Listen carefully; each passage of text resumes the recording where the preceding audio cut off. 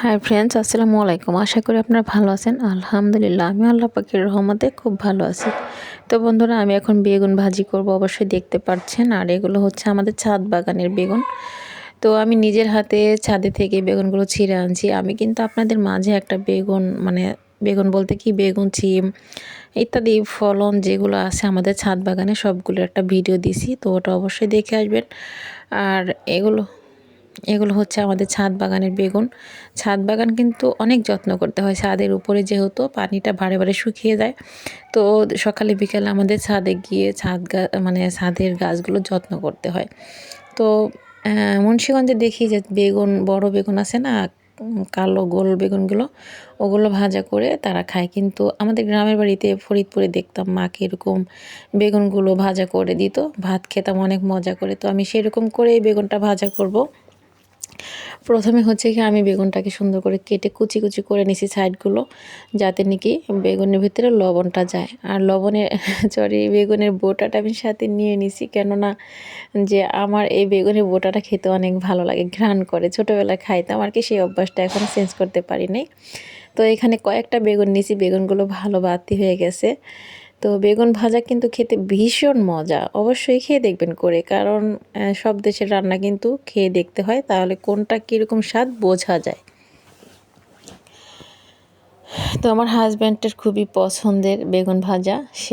আমি কিন্তু আগে রান্না করছি ডাল, তারপরে বড়া ভাজা আর শাক, এগুলো রান্না করছি। কিন্তু আমার হাজব্যান্ড বলতেছে যে আমি বেগুন ভাজা দিয়ে গরম ভাত দিয়ে খাবো। তো এই কারণে চলে আসছি বেগুন ভাজার জন্য। তো ফ্রাই প্যানটা বসিয়ে নিছি, তার আগে আমি কারেন্টের চুলাটা ওপেন করে নিছি। তো এখানে একটু হলুদ গুঁড়ো আর একটু লবণ অ্যাড করে মাখিয়ে নিব। তারপরে এই বেগুনগুলো আমি অল্প তাপে ভাজা করব, সাথে সরিষার তেল দিয়ে কিন্তু আমি বেগুনগুলো ভাজা করব। আমরা নর্মালি সরিষার তেলই বেশিরভাগ খাবার খাই, কারণ সরিষার তেল খাইলে শরীরে মেদ, ভুঁড়ি বাড়তি যে তেল চর্বিটা, সেটা শরীরে থাকে না।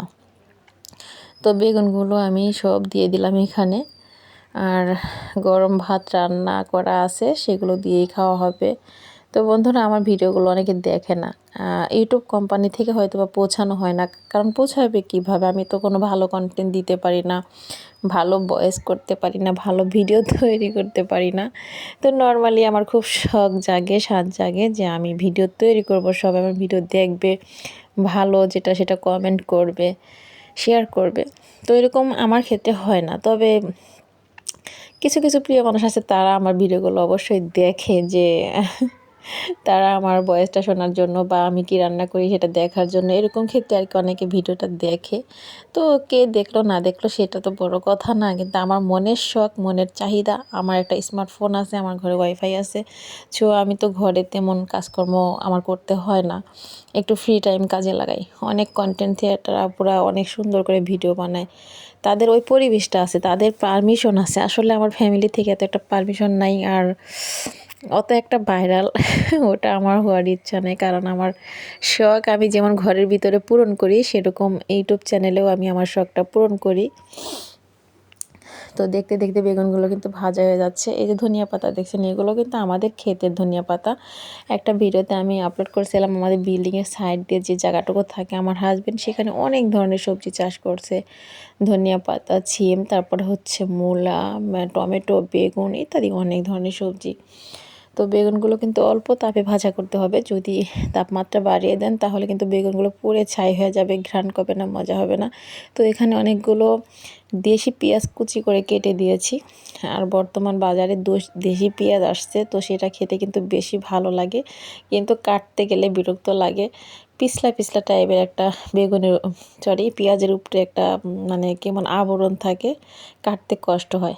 তাও আমি কেটে নিয়েছি সুন্দর করে। এখন আমি এখানে কাঁচামরিচ অ্যাড করে দিলাম, সাথে নর্মালি একটু পানি দিয়ে নিছি, কারণ ফাঁকি মশলা দেওয়ার আগে একটু পানি দিয়ে নিতে হয়, তা না হলে কিন্তু মশলাগুলো পুড়ে যাবে এবং কি খেতে একদমই স্বাদ পাবেন না। তো এখানে একটু হলুদ গুঁড়ো, সামান্য একটু লবণ গুঁড়ো দিয়ে নিছি, এটাকে আমি মিক্স করে ভালো করে একটু ভাজা করে নেব। আগে বলে দিছি, আদা রসুন এখানে অ্যাড করা যাবে না। আদা রসুনের ফ্লেভারটা হচ্ছে মাছ মাংসর ক্ষেত্রে, ভুনার ক্ষেত্রে। তো এখানে আমি যেহেতু ভাজা করছি, দো পেঁয়াজও করছি, সেক্ষেত্রে আমি আদা রসুনটা ব্যবহার করব না। এখানে আমি জিরা ফাঁকি, হালকা একটু গরম মশলা ফাঁকি, আর একটু হচ্ছে টেস্টি লবণ টেস্টি লবণটা অনেক খাবারে ইউজ করবেন, হালকা পরিমাণ, স্বাদটা অন্যরকম লাগবে। মানে রেস্টুরেন্ট একটা ভাব হবে খাবারের মধ্যে।